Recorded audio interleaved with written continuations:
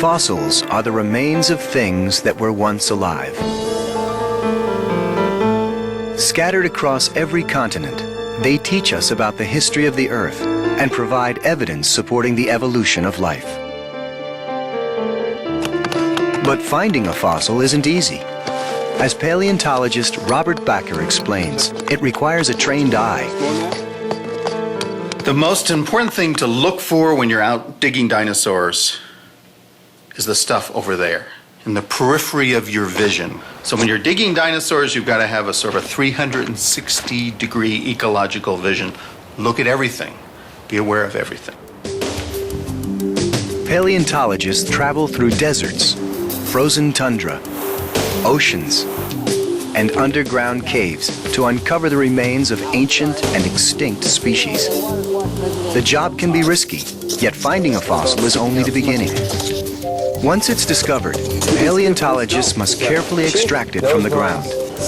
This excavation process can take days. Put over there. So here's the other nostril right here. Yeah. I'm digging in the nose. They must be cautious not to damage any remains. Once removed from the ground, the fossil is wrapped in aluminum foil and plastered burlap to keep it safe during travel.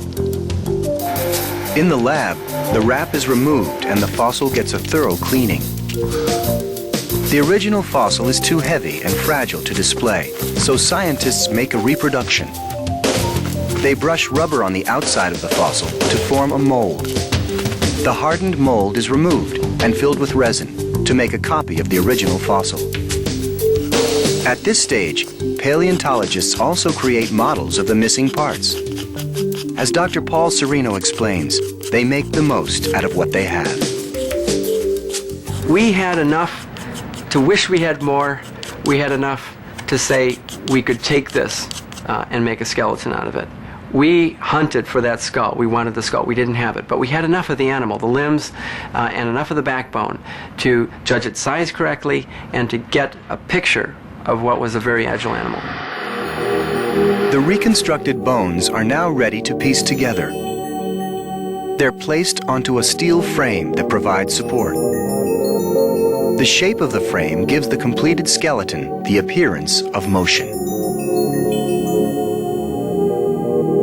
Putting together a full skeleton is a tremendous challenge. With pieces missing and sometimes only fragments of a bone to work with, mistakes are not uncommon.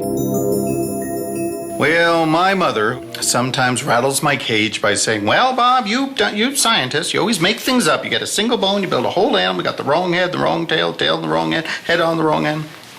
That does happen on occasion.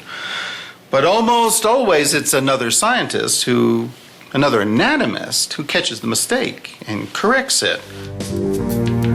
In most cases, paleontologists eventually get it right.